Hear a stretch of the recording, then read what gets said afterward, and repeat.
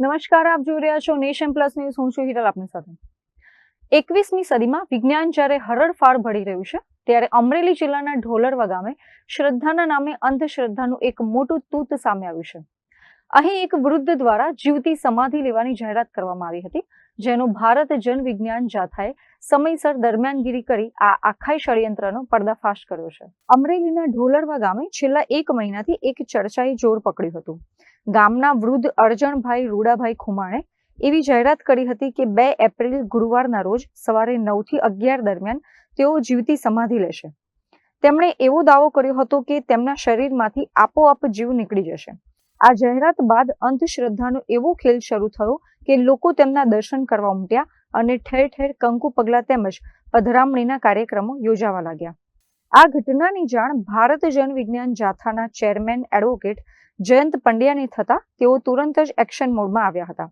વિજ્ઞાન જાથાએ તંત્રને રજૂઆત કરી હતી કે આવી ઘટનાઓ પાછળ અસામાજિક તત્વોનું મોટું ષડયંત્ર હોય છે.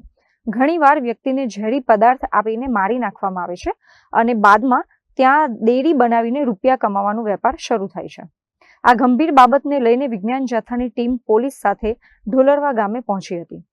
વિજ્ઞાન જાથાએ વૃદ્ધ સાથે કડક શબ્દોમાં સમજાવટ કરતા અંતે વૃદ્ધની શાન ઠેકાણે આવી હતી. અરજણ ખુમાણે જાહેરમાં સ્વીકાર્યું હતું કે આવું કશું થવાનું નથી અને તેઓ લોકોની ભ્રમણામાં હતા. તેમણે ભૂલ સ્વીકારી માફી માંગી હતી અને ભવિષ્યમાં આવી કોઈ પ્રવૃત્તિ નહીં કરે તેવું લેખિતમાં આપ્યું હતું.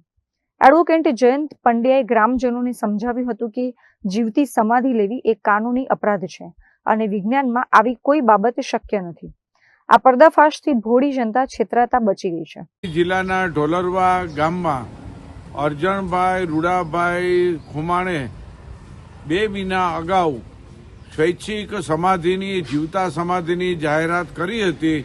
તેનો જાહેરાત મુજબ ફિયાસ્કો થયો હતો અને પરિવારને બેઆબરૂ થવું પડ્યું હતું તેવી ઘટના સામે આવી છે.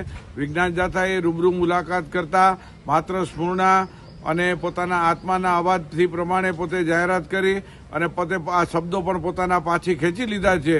આ તદ્દન હંબક, અવૈજ્ઞાનિક અને નવું તૂત જ ચાલુ કર્યું હતું અને કોઈ કમાણીનું ગતકડું હતું તેવી પણ આશંકા જાય છે.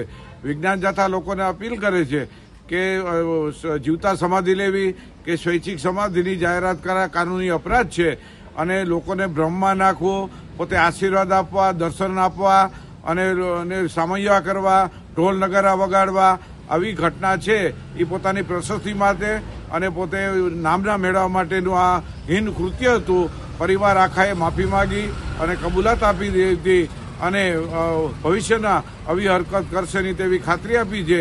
લોકોએ આવા જીવતા સમાધિના કે કોઈ પણ કે સમાધિ આપવાના તૂતથી અળગા રહેવા જાથા અપીલ કરે છે. Dharmesh Mehta, Nation Plus News, Amreli. સમાચારોના સતત અપડેટ મેળવવા માટે અમારી નેશન પ્લસ ન્યૂઝની યુટ્યુબ ચેનલને સબસ્ક્રાઇબ કરો, બેલ આઇકન દબાવો અને જોડાયેલા રહો ફેસબુક, ઇન્સ્ટાગ્રામ અને ટ્વિટર પર.